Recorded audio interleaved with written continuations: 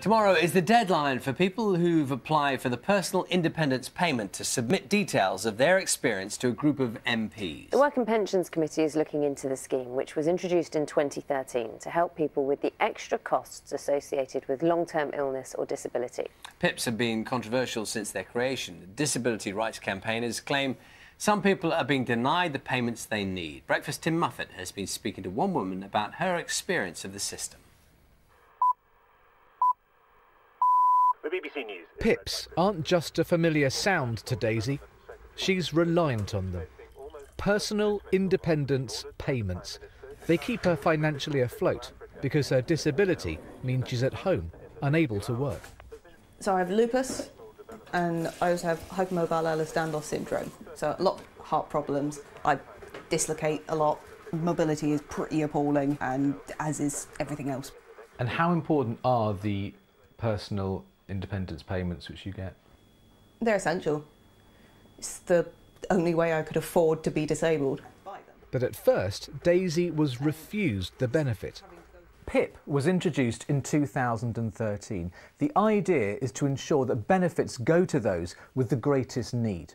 The big change is the use of face-to-face assessments to decide who gets the money. Assessors make a judgment as to how well a claimant can carry out everyday tasks such as dressing, cooking or moving about.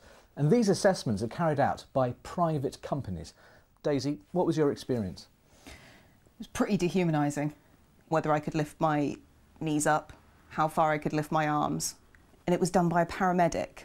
He would have had no professional knowledge of my condition or much understanding clinically of a disability or a fluctuating chronic illness.